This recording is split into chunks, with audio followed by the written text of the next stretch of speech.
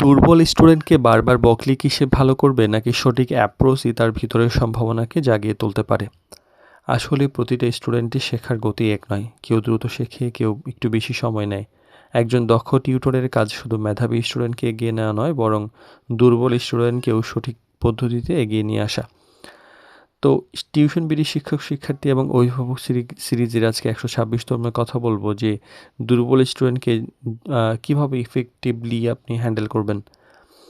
প্রথমত আসলে সমস্যার কারণটা খুঁজে বের করুন।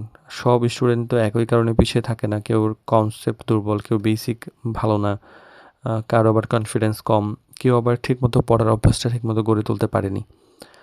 আর ছোট, ছোট টার্গেট নির্ধারণ করুন। একসাথে অনেক কিছু শেখানোর চেষ্টা না করে স্টেপ বাই স্টেপ আগালে সবচেয়ে ভালো হয়। ছোট, ছোট সাকসেসই বড়, বড় মোটিভেশন তৈরি করতে পারে। আর বকা নয়, বরং উৎসাহ দিন। আ ভুল করলে অপমান না করে বরং তাকে বুঝিয়ে বললে সেটা বেশি ভালো হয়। আর পজিটিভ ফিডব্যাক একজন স্টুডেন্টের জন্য আত্মবিশ্বাস বাড়াতে সহযোগিতা করে।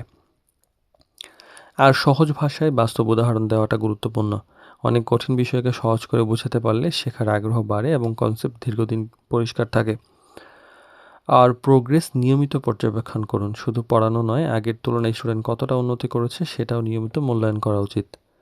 সবচেয়ে গুরুত্বপূর্ণ ব্যাপার হলো দুর্বল স্টুডেন্ট মানেই অযোগ্য স্টুডেন্ট নয়। সঠিক গাইডলাইন, ধৈর্য, নিয়মিত অনুশীলনের মাধ্যমে অনেক শিক্ষার্থী চমৎকার উন্নতি করতে পারে। তো একজন মহান টিউটর শুধু যে ভালো স্টুডেন্ট তৈরি করেন তা না, বরং সবাই যাকে দুর্বল বলে তার মধ্যেও যে সফল হওয়ার একটা আত্মবিশ্বাস গড়ে তোলার চেষ্টা সেটাও করেন।